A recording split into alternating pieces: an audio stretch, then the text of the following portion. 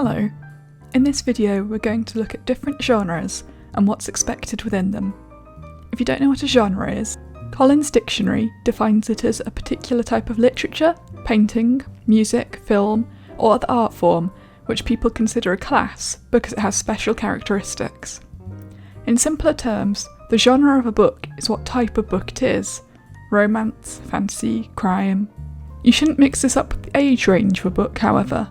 If someone asks you what genre your book is, young adult or children's is not an answer. If you want to know more about age range for books, I have a video which covers it, which I'll link in the description below. Crime. Crime novels are incredibly popular, and always have been. They've not always taken the same format, but since the dawn of time, crime novels have always been of interest to people. People often call crime novels a whodunit. However, this tends to be inaccurate. More often than not, it's not the who that's interesting, it's the why. There are many subgenres within crime, and I'm not going to cover them all here, but here are a few of the most popular types. Cozy crime. The queen of cozy crime is obviously Agatha Christie. The tone of cozy crime is upbeat, optimistic, and light-hearted. The person who gets killed is usually the worst, most unpleasant character, so the reader doesn't care too much that they've died. Endings are always happy, and the majority of characters tend to end up in a better place than they were at the start of the story. Hardboiled or gritty crime. This is the polar opposite to cozy crime.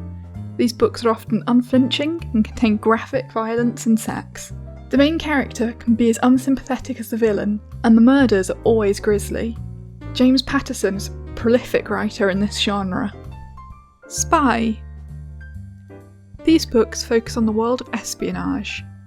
Ian Fleming's James Bond and John le Carré are both masters of this genre. However, Fleming is romanticised and flashy, while le Carré is considered a more realistic portrayal of what it was actually like to be a spy during the 1960s. PoliceProcedural. These focus on the work of the police and include lots of details about real-life crime detection.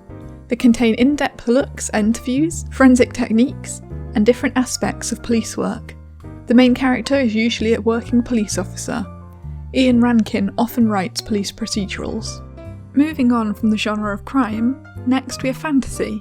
While most books are between 70 to 90,000 words, fantasy novels tend to be longer, at 80 to 120,000. This is because a lot of world building has to be done, and plots are often complex. There are two types of fantasy: low fantasy and high fantasy. Low fantasy is where the story is set in reality but with added mystical elements. For example, Harry Potter lives in a normal world but finds out magic exists. Or in the Rivers of London series, Peter is a normal police officer who starts hunting magical criminals. These books are still in our reality as we know it, but with extra magic or fantasy elements. High fantasy, on the other hand, are stories set in worlds completely different to our own, with little or no mention of our reality. Game of Thrones, Lord of the Rings, and Discworld are all examples of high fantasy. Historical. The place and setting is just as important to a historical novel as the characters and story. Readers of this genre expect historical accuracy and notice when things are wrong. As such, historical novels often take the ability and time to do a lot of research. A highly successful historical novel series is Wolf Hall by Hilary Mantel. Horror. Horror is a wide-casting genre which is often mixed with others. In its purest form, horror is anything which has the intention of scaring the reader. Stephen King is the most successful horror writer in history. Romance. Romance is another genre which often gets mixed with others. A romance novel is any story in which the primary focus is on the relationship and romantic love between two people. Mills and Boon are the largest publisher of romantic fiction in the world. Sci-fi. Much like fantasy, there are two types of sci-fi, only in this case they are hard and soft. Soft sci-fi takes liberties with what's possible and doesn't try and explain how things work. For example, Doctor Who would be classed as a soft sci-fi. Hard sci-fi goes into the details of how things work, and is based on real-life physics, maths, and astronomy.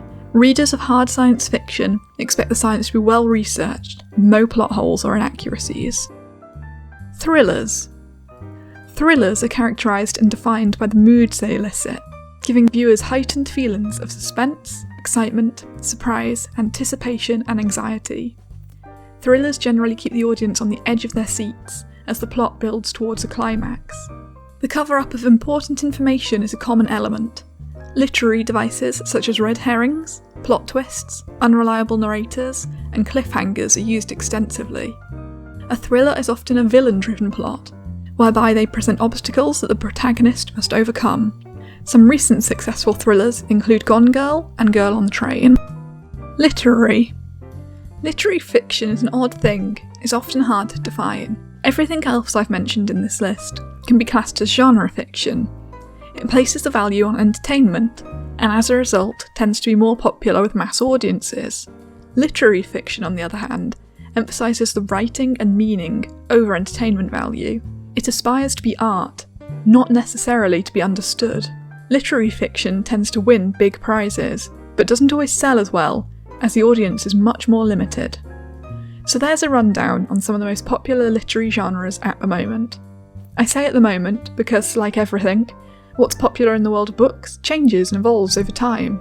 I'm sure you can name genres I've missed, and often genres are blended together to make something entirely new, while I would always encourage you to write what inspires you. Knowing the basis of what is expected by readers and publishers is important.